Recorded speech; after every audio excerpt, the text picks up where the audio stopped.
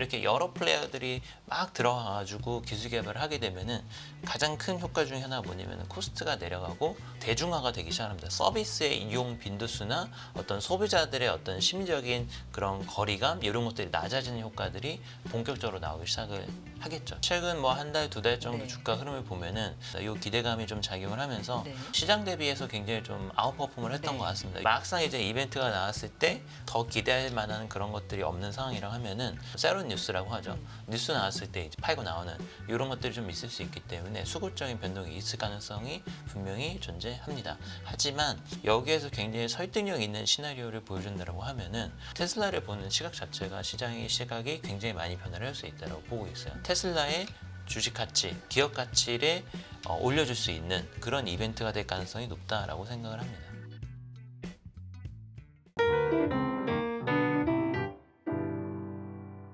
자, 이제 이재일 연구위원을 모셔볼 텐데요. 테슬라의 행사를 우리가 시장이 좀 기다리고 있습니다.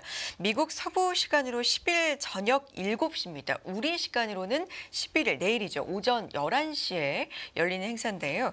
LA 버뱅크 워너브라더스 영화 스튜디오에서 위 로봇이라는 이름의 행사가 열립니다. 우리 이제 로보택시 행사다 이제 쉽게 이렇게 생각하면 될 것 같은데요.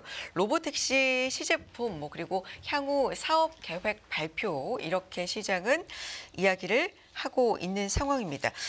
테슬라가 뭐 자동차 기술을 선점한 혁신 기업으로 인정을 조금 더 받고 나아가느냐, 뭐 그저 그런 자동차 회사로 남아 있느냐 이런 기로에서 결정을 지어줄 수 있는 행사다. 일각에서는 또 이런 분석도 나오고 있기 때문에 굉장히 좀 중요한 행사다라고는 볼 수 있을 것 같고요. 어떻게 봐야 되는지 지금부터 이야기를 좀 나눠보겠습니다.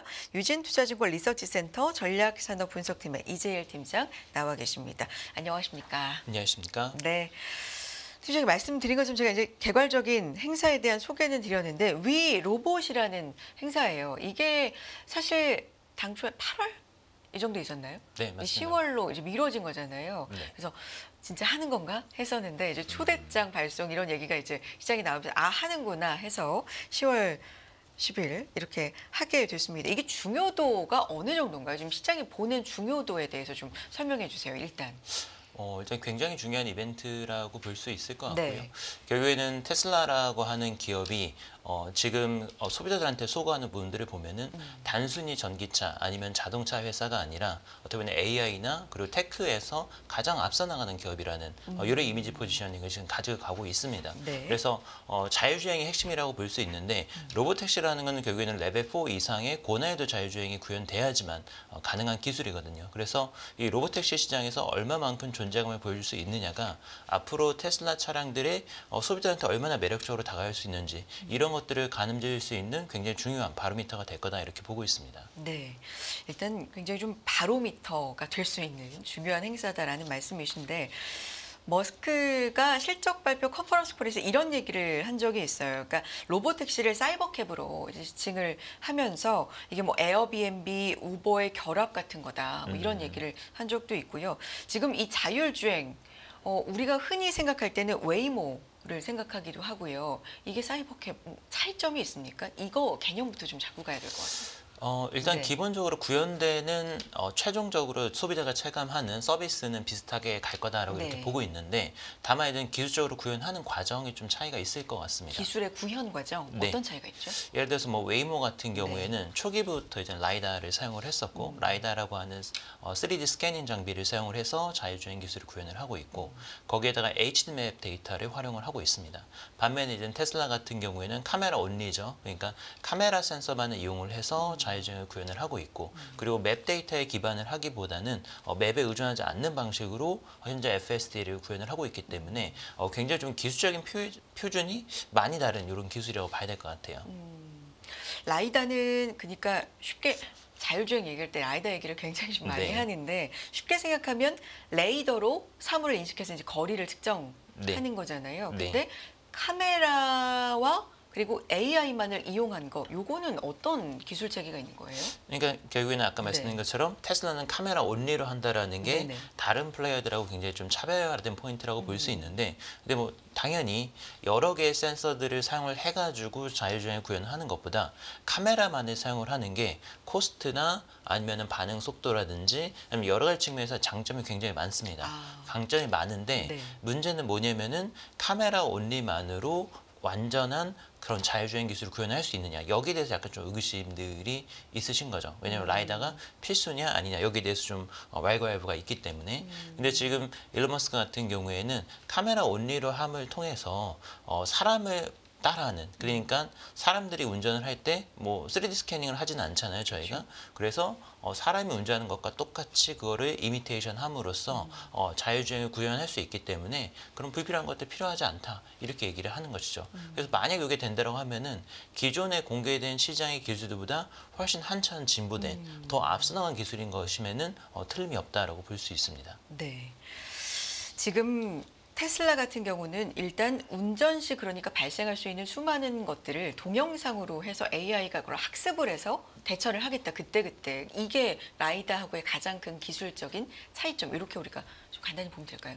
기본적으로 트레이닝하는 과정 네. 자체는 둘이 비슷하다라고 볼 수 있을 것 같아요. 똑같이 그냥 프로세스를 거치게 되는데, 이제는 방식적인 좀 차이를 보면은 웨이모 같은 경우에는 맵 데이터를 기반으로 하기 때문에 지리적인 좀 제한 조건들이 있습니다. 현재 로보택시 서비스를 하는 지역들을 보면은 특정 도시에서 그 도시 내에서도 어떤 특정 구간, 여기에서만 지금 서비스가 되고 있는데, 테슬라 FSD 같은 경우에는 사실 모든 신차에 장착이 돼서 나가다 보니까 어떤 지리적인 제한이 없는 상태에서 서비스를 해야 되는 이런 차이점이 있기 때문에 그게 이제 좀 가장 좀 크리티컬한 차이라고 봐야 될 것 같습니다. 그 테슬라의 자율주행을 근데 얘기할 때 안전 통계를 발표한 적이 없다. 뭐 이런 부분이 약점이랄까? 뭐 이런 부분으로 많이 지적이 되기도 합니다. 여기에 대해서는 시장이 어떻게 보고 있을까요? 근데 이게 사실 안전 통계라는 게, 예를 들어서 레벨 4 이상의 자율주행을 하는 업체들 같은 경우에는 그 미국의 관리 규제 기관에서 법적인 규제가 있습니다. 요거를 데이터를 투명하게 공개해야 된다는 게 있기 때문에 공개를 하는 것이고, 테슬라는 사실 FSD라고 하는 거는 지금 모든 신차에 다 들어가는 부분이긴 한데 좀 데이터의 양도 좀 방대하고, 그리고 그거를 또 공개해야 될 의무도 없고 하다 보니까 조금 차이가 있는 것 같습니다. 근데 기술적인 완성도를 보면은 테슬라의 FSD는 여전히 레벨 3 정도로 봐야 될 것 같아요.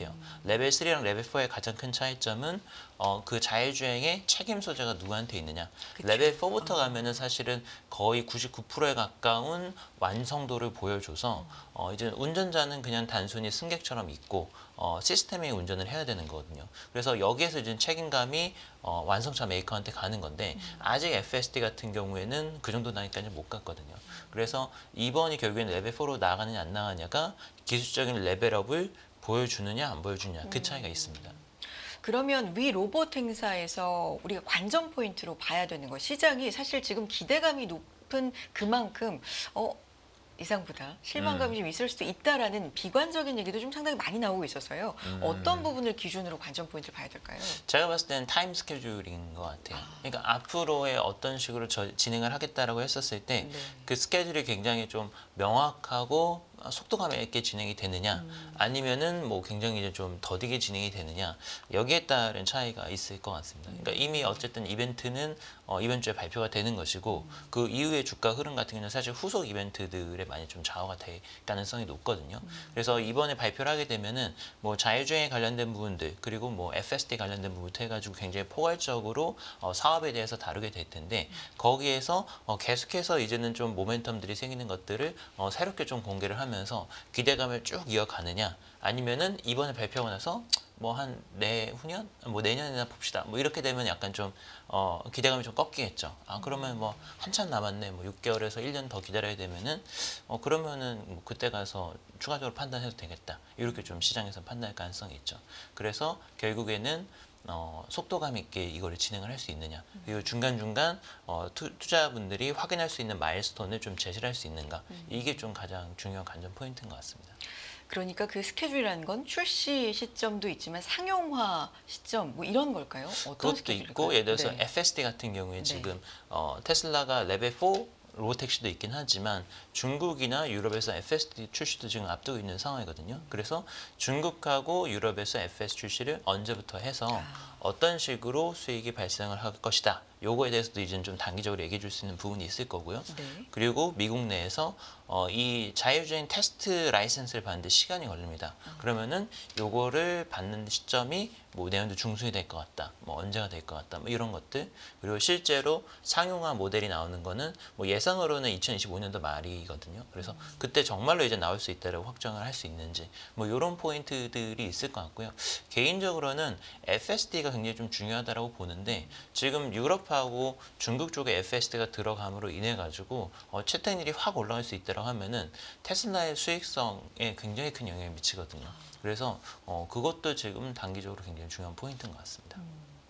지금 테슬라 FSD가 아직 운전자 개입이 필요한 레벨 2 수준인 거잖아요. 네. 그렇다면 이게 완전 자율주행으로 정말 운전자 개입도 필요 없고 그렇게 무인 택시 운영이 되려면 규제에 대한 문제 해결이 좀 남아있지 않습니까? 네. 그 부분은 어떨까요?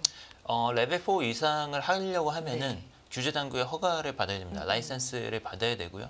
계속해서 이제는 투명하게 또 정보도 공개를 하면서 이제는 같이 가야 되는 뭐 이런 부분들이 있는데, 근데 제가 생각했을 때에는 그런 규제 같은 경우에는 사실은 많은 부분 점차 완화되고 있는 분위기로 가고 있는 것 같아요. 그러니까 데이터가 좀 쌓이고 하다 보면은 더 이제는 적극적으로, 특히 이제 요즘 같은 경우에는 중국에서 자율주행차 상용화를 굉장히 적극적으로 추진하고 있기 때문에 미국에서도 주도권을 놓치고 싶지는 않겠죠. 자율주행 분야에서 글로벌 선도 지위를 유지해야 되기 때문에 점점 더 이제 우호적인 방향으로 가게 될 가능성이 높습니다.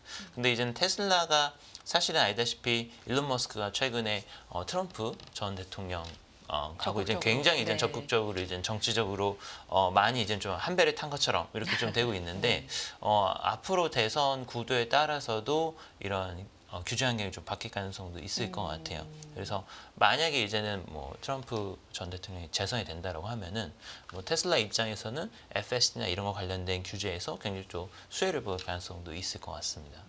규제 면에서도. 규제 면에서 그렇고요. 네, 정부의 어떤 정책적인 네. 호응이 굉장히 좀 스무스하게 될 수도 있겠죠.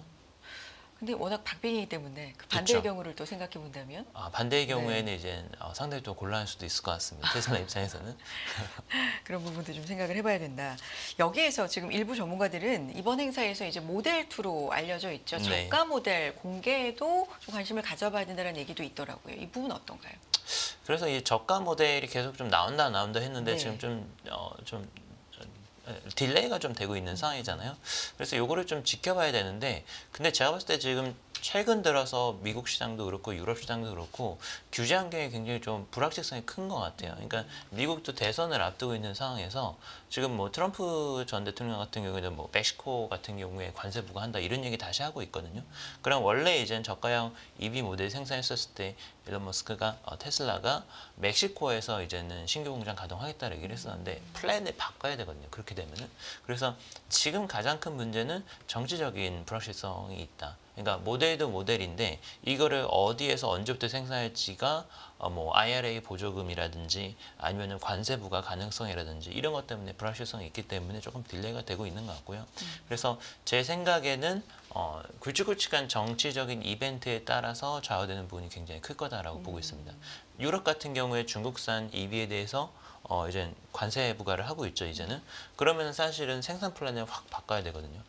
그 테슬라가 지금까지는 상해 공장에서 생산해서 유로로 수출하던 물량들이 있는데 관세를 물게 되면 이제 유럽 현지 공장 비중을 늘려야 됩니다. 그래서 이런 불확실성들이 있기 때문에 사실은 딜레이는 어느 정도 좀 다 모든 메이커들이 다 불가피한 게 현재 상황인 것 같습니다. 그래서 이런 것들이 해소되는 게 굉장히 중요하다. 그리고 모델 2도 뭐 저가형 모델은 사실 뭐 지금 모두들 다 하고 있기 때문에 내면은 좋긴 하지만 뭐 아주 획기적인 걸 보여줄까 이런 좀 의문은 좀 있습니다. 지금 앞서 이제 기술 얘기로 돌아가면 자율주행 했을 때 라이다를 이용한 어떤 그런 부분이 좀 익숙한 시장의 인식도 있잖아요. 근데 이게 단점이라고 한다면 좀 비싸지기도 하고 뭐 차가 좀 무거워진다 뭐 이런 건 알고 있는데 각각의 장단점이라고 한다면 뭐가 있을까요?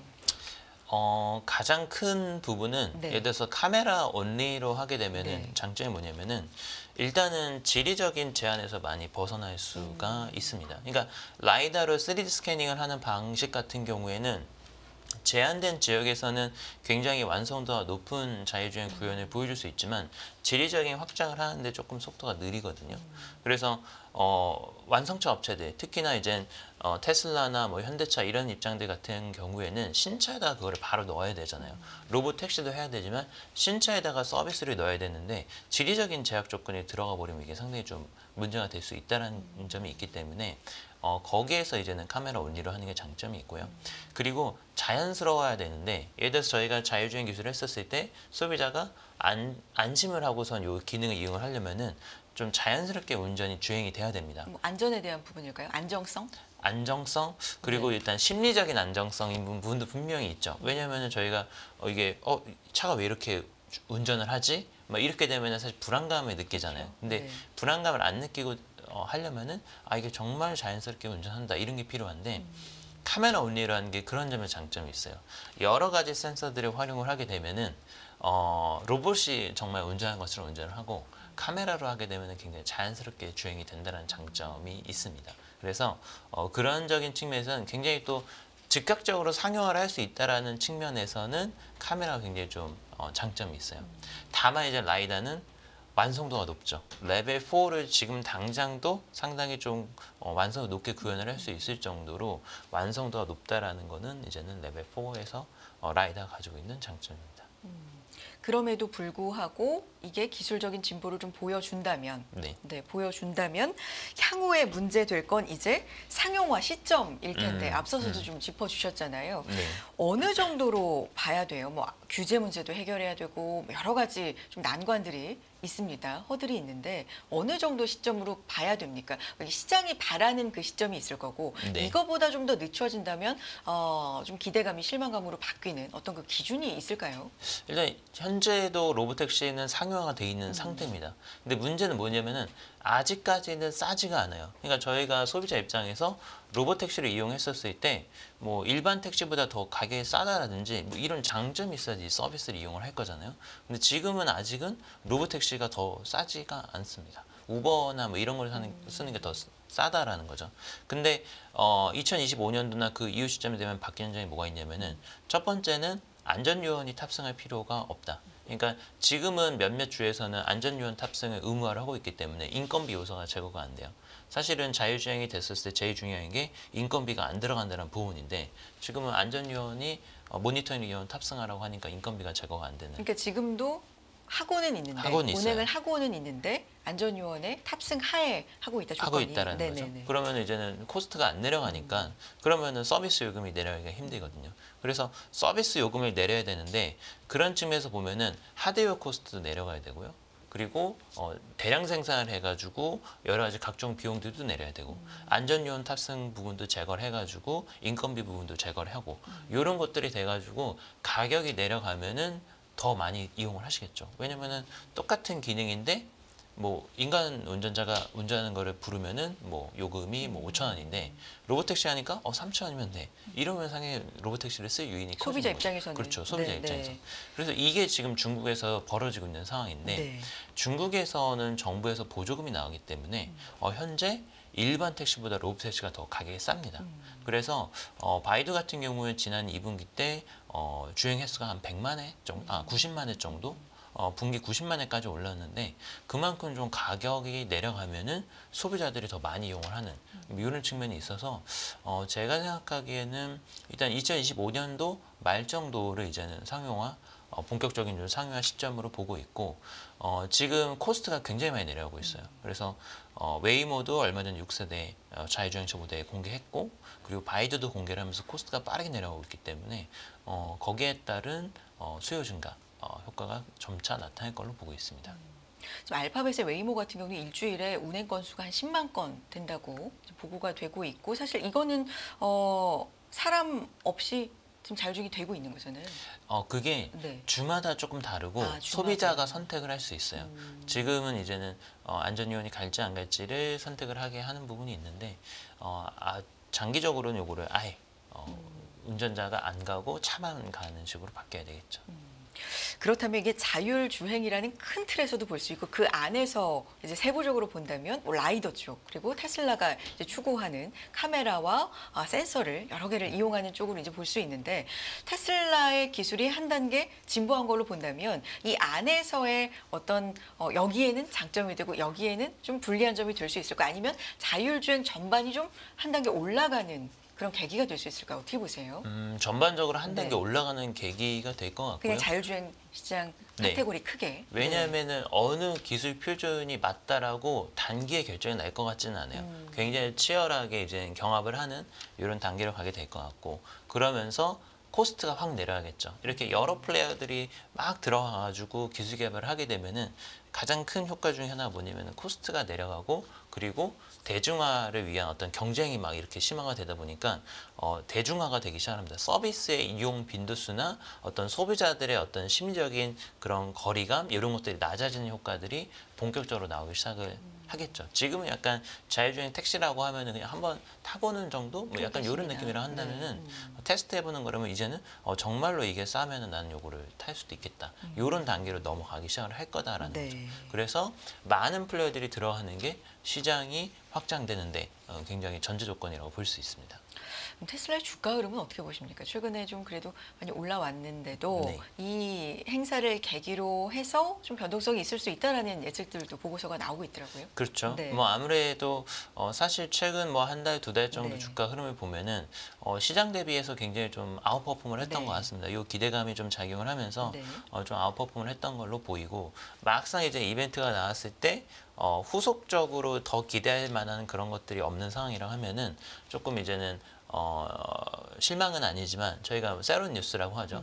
뉴스 나왔을 때 이제는 팔고 나오는 이런 것들이 좀 있을 수 있기 때문에 수급적인 변동이 있을 가능성이 분명히 존재합니다. 하지만 제가 봤을 때에는 이게 결국에는 테슬라의 미래 비즈니스 전망을 어떻게 조망할지에 미친 영향이 굉장히 크거든요. 그래서 여기에서 굉장히 설득력 있는 시나리오를 보여준다고 하면은 테슬라를 보는 시각 자체가 시장의 시각이 굉장히 많이 변화를 할 수 있다고 보고 있어요. 그래서 요거는 기대감을 갖고 보자라는 입장이고요. 결국에는 테슬라의 주식 가치, 그러니까 기업 가치를 올려줄 수 있는 그런 이벤트가 될 가능성이 높다라고 생각을 합니다. 우려와 기대감이 지금 좀 동시에 나오고 있는데 연구위원님 입장은 기대감을 갖고 지금은 네. 보는 쪽이 좀 더 나을 것 같다라는 말씀이시고요. 네. 알파벳, 아마존, 뭐 로보택시 이렇게 시장에 뛰어드는 거 보면 이게 상당히 좀 전망이 밝은 모양이에요. 어떻습니까? 사실 굉장히 뭐 임팩트가 큰 기술이죠. 자율주행이라는 게 결국에는 사람이 운전을 할 필요가 없는 거잖아요. 지금 전 세계적으로 굉장히 많은 시간을 제가 이제 계산해 보니까 한 1조 시간 이상을 모든 사람들이 이제 차량을 운전하는데 사용을 하는데 이 시간에서 벗어나가지고 운전 노동에서 벗어나서 그거를 다른 활동을 할 수 있다라고 하면은 어마어마한 사회 경제적인 임팩트가 있거든요. 그래서 이 기술에 계속해서 좀 투자를 할 수밖에 없는 그런 매력이 있는 산업이라고 봐야 될 것 같습니다. 알겠습니다. 로보택시데이 얘기는 여기서 마무리하기로 하고 이제 현대차 얘기를 좀 해볼게요. 사실 인도 법인 이 IPO 이야기는 현대차 얘기 나오면서 굉장히 큰 기대감으로 이제 꼽히던 요소 중에 하나인데 모든 채비를 사실상 이제 마친 상황이죠. 지금 진행 상황이 어떻게 되는 겁니까? 제가 알기로는 네. 이번 달 말 정도가 되면은 상장이 될 것으로 좀 이렇게 언론 보도를 좀 접하고 있고요. 22일로 네, 22일 네. 정도에 이제 상장이 네. 될 건데 그래서 현 시점에서는 일단 상장 후의 주가 흐름이 굉장히 좀 중요할 것 같습니다. 그러니까 왜냐하면은 저희가 이제 이렇게 자회사가 상장이 됐었을 때 자회사 가치가 100%는 아니지만 100%는 아니지만 그 주가 흐름에 비례해서 시가총액이 모회사한테 영향을 주거든요. 그래서 제가 좀 계산을 해봤을 때 일본의 마루티 스즈키 같은 케이스를 봤었을 때 인도에 상장되어 있는 자회사 가치의 약 60% 정도가 모회사 가치에 영향을 미칩니다. 그래서 주가가 상승을 하게 되면 결국에는 현대차 주가도 동반해서 오르는 그림으로 갈 거기 때문에 얼마나 좀 이제는 시장의 반응이 올라올지 이게 이제 굉장히 중요 포인트가 될 것 같습니다. 네. 지금 희망 공모 가격 밴드가 3만 원에서 3만 1,400원 우리 돈으로 네. 1,865루피에서 1,960루피로 알려져 있고요. 14일 기관 투자자 시작으로 15일부터 17일까지 이제 일반 대상으로 공모 청약 진행해서 22일 상장 전망으로 알려져 있습니다. 기대 효과에 대해서 마지막으로 정리해 주시고 오늘 얘기 마쳐볼게요. 결국에 기대 효과는 뭐 아까 말씀드린 것처럼 인도 자회사가 주가가 오르면은 현대차 주가도 동반상할 가능성이 높다. 그리고 인도 시장이 지금 잘 아시다시피 전 세계에서 가장 핫한 자동차 시장이 바로 인도 시장입니다. 네. 그래서 인도 시장에서 현대기아차의 위상이 올라간다는 점, 현대차가 인도에서 지금 2위 플레이어인데 여기에서 더 나아갈 수 있는 어떤 모멘텀이 생긴다는 점, 이게 주가에 반영되기 시작을 하면은 현대차의 장기 성장에 대한 전망치 자체가 상상될 수 있기 때문에 굉장히 좀 중요한 이벤트라고 보고 있고요. 그리고 현대차가 굉장히 이런 거에 대해서 좀 보수적인 움직임들이 있었는데 이제는 자회사 IPO라든지 좀 적극적으로 시장을 활용하는 방법을 쓴다라는 것도 네. 굉장히 좀 눈여겨봐야 될 부분인 것 같습니다. 알겠습니다. 오늘 여기까지 듣겠습니다. 유진투자증권 리서치센터 산업분석팀의 이재일 팀장 함께했습니다. 말씀 고맙습니다.